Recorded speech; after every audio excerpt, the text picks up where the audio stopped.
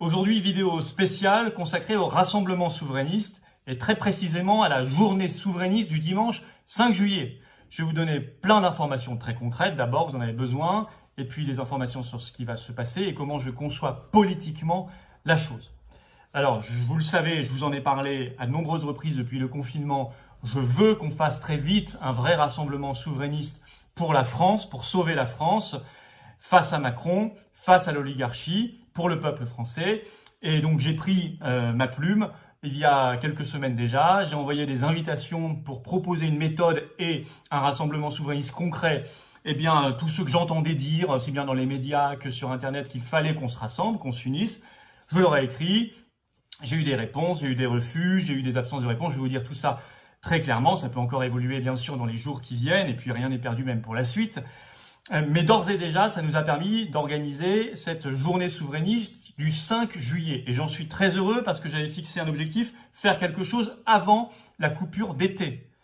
Et puis, voir ce rassemblement, cette journée souverainiste, comme évidemment simplement une première étape. Pour moi, je vous le dis clairement, le 5 juillet, c'est pas un aboutissement. Ça n'est qu'un commencement. Et pas un commencement sur 15 ans, non. Un commencement pour aller vite ensuite dans les semaines et les mois qui viennent parce qu'on a le temps nous est compté. Le temps nous est compté. Alors, le but, c'est clairement le 5 juillet de marquer les esprits, de faire trembler Macron, le pouvoir et l'oligarchie, parce qu'ils ne s'attendent pas à cela. Je vous l'ai déjà dit, on ne pourra y arriver, renverser la table, que si on est dans le radical, c'est-à-dire si on va à la racine des choses, et si on est dans l'inattendu, pas dans les scénarios écrits par le pouvoir. Alors, le 5 juillet, c'est un dimanche.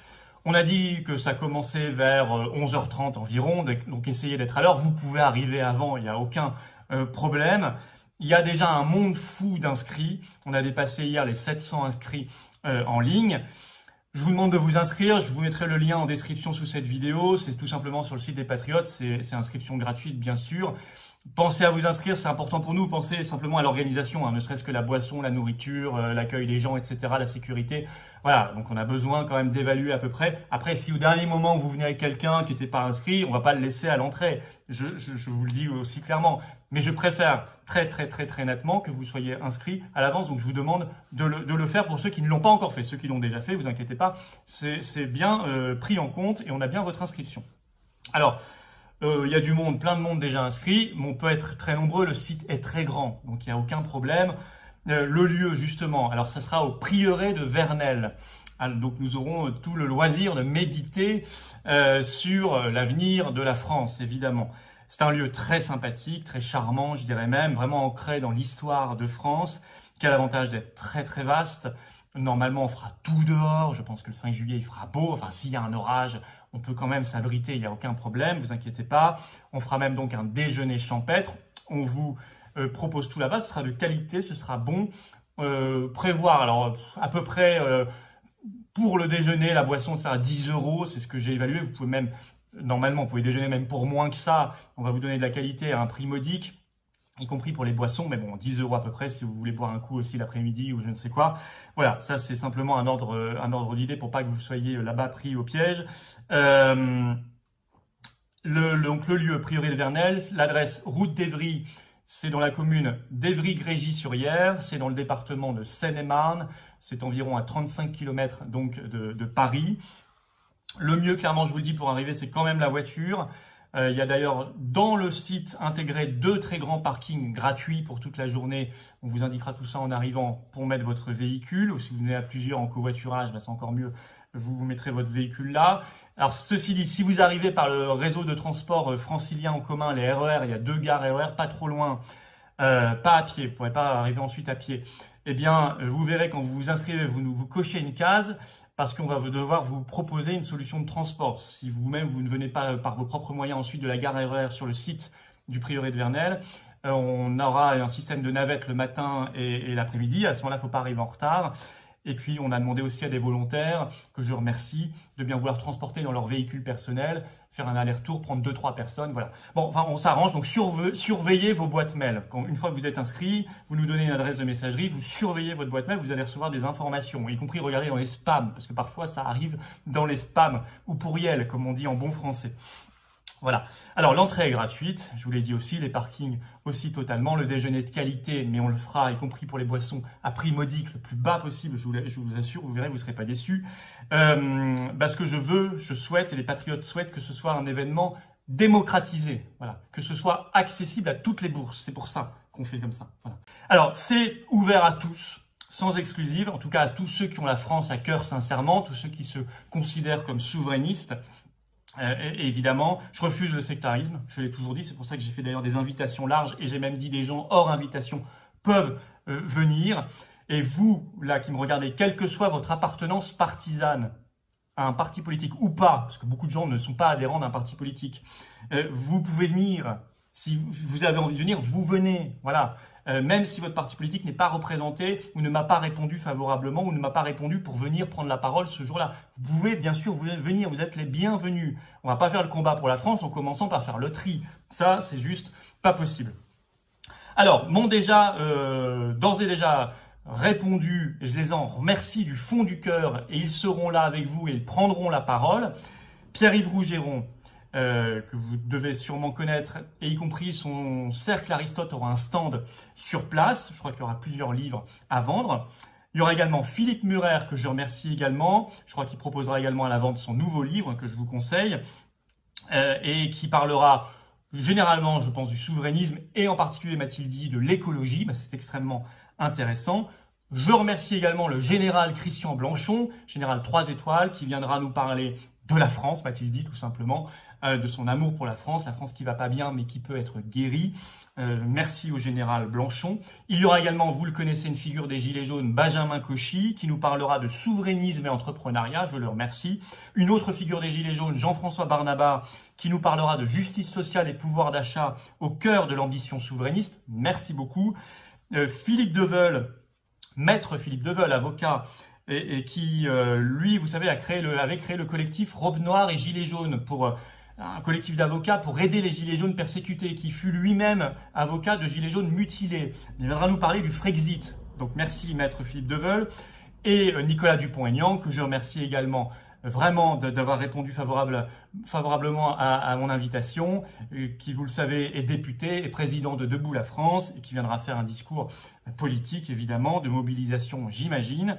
Je remercie également David Coburn, qui ancien député européen du UKIP puis du Brexit Party, qui était chef du UKIP et du Brexit Party pour l'Écosse, il est écossais, c'est un ami, et lui, il nous dira un message sur le succès du Brexit, bien évidemment, puisqu'il a contribué depuis des années et des années à arracher le Brexit à l'oligarchie.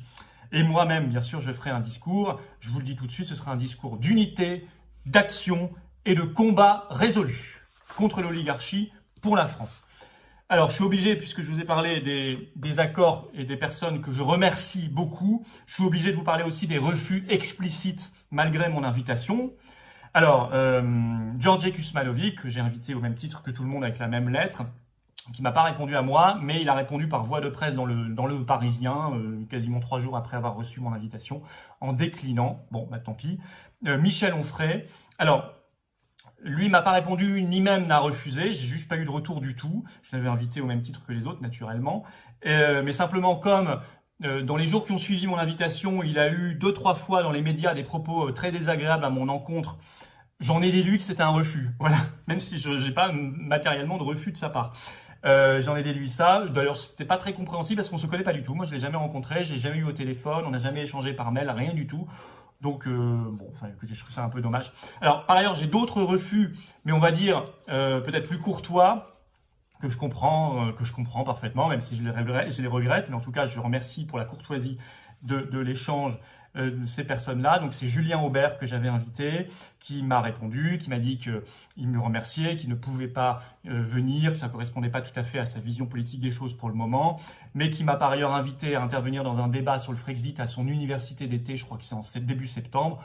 Ben moi j'irai avec grand plaisir, je le remercie, je vais toujours dans les rassemblements souverainistes là où on m'invite, où on veut bien me donner la parole et me permettre d'exposer un point de vue. Voilà, et je ferai là-bas aussi un discours de rassemblement.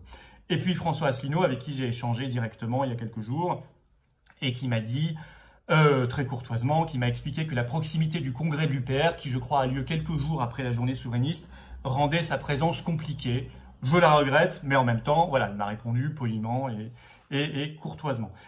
Je disais pas de sectarisme, donc si malgré tout il y a des gens, alors peut-être du RN, de la France Insoumise, de République Souveraine, de l'UPR, de Front Populaire, qui veulent malgré tout prendre la parole pour ces organisations-là, contactez-moi en message privé sur Facebook, on verra ce qu'on peut faire, parce que j'aimerais bien quand même vous entendre, je pense que vous avez votre place aussi là-dedans, voilà. Et puis ensuite, il y a une série de personnes qui m'ont pas du tout répondu. Bon, je vais pas vous donner la liste ici. C'est pas forcément ce qui est le plus intéressant.